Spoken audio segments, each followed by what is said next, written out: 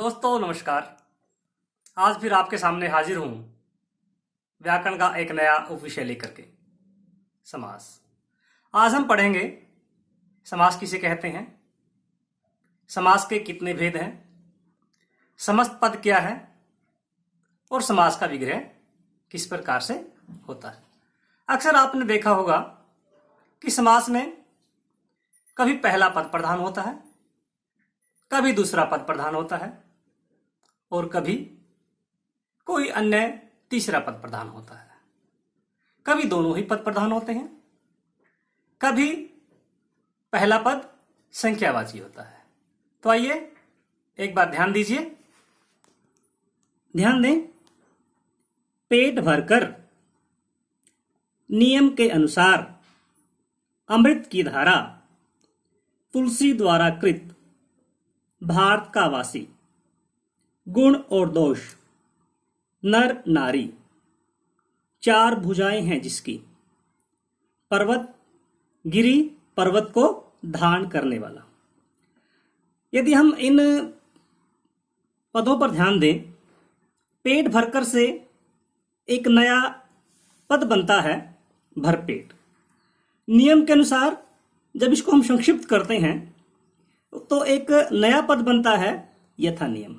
इसी प्रकार अमृत की धारा में से यदि हम अभिव्यक्ति का लोप कर दें और एक नया पद बनता है अमृत धारा।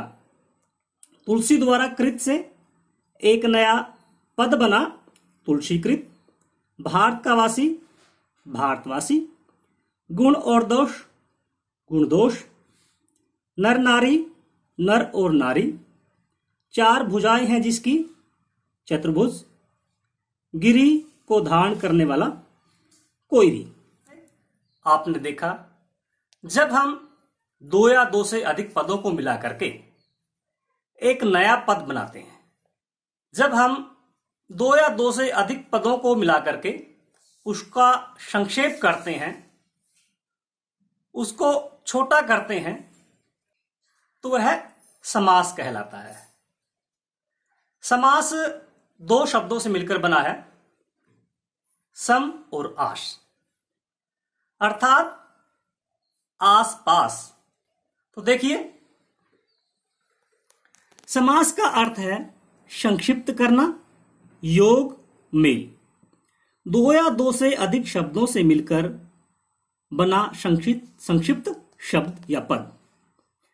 इसकी परिभाषा यदि हम देखें, दो या दो से अधिक पद मिलकर एक नए पद की रचना करते हैं, यह नया पद ही समास है।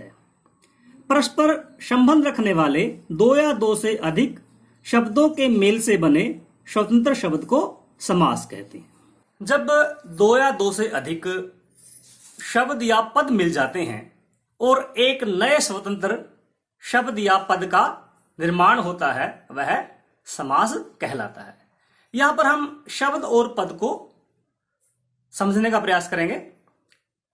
शब्द जब कोई भी वर्णों के मेल से बने सार्थक ध्वनि, वह शब्द कहलाएगी।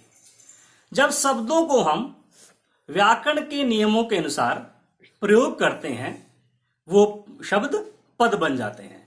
इसी प्रकार समास में शब्द व्याकरण के नियमों के अनुसार प्रयुक्त हुए हैं तो वो पद कहलाएंगे। तो समास क्या हुआ? दो या दो से अधिक पदों के मेल से जो नया सार्थक पद बनता है, वह समास कहलाता है। अब हम देखेंगे कि इसमें दो या दो से अधिक पद किस प्रकार से मिलते हैं। समास का जो निर्धारण है, समास को हम पदों के आधार पर भागों में बांटते हैं।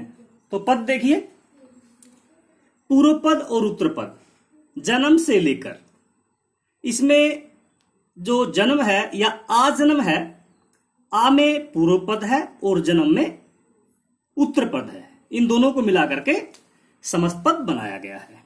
यथाशक्ति, यथाशक्ति में यथा पहला पद है और शक्ति उत्तर पद है। धर्म ग्रंथ, धर्म ग्रंथ में धर्म पूर्व पद है और ग्रंथ उत्तर पद है। कमल नयन, कमल के समान नयन, कमल पूर्व पद और नयन उत्तर पद। दोपहर, दो पहरों का समाहार, दो पूर्व पद और पहर उत्तर पद। असफल न सफल, अ पहला पद और सफल दूसरा पद। अनजल, अन और जल, अन पहला पद और जल दूसरा पद। हार और जीत, हार जीत, हार में जो हार है वो पूर्व पद है और जो जीत है वो दूसरा पद है। इस प्रकार से हमने इन पदों में देखा कि जो पहले पद आता है वह पूर्व पद है और जो बाद में पद आता है वह उत्तर पद है।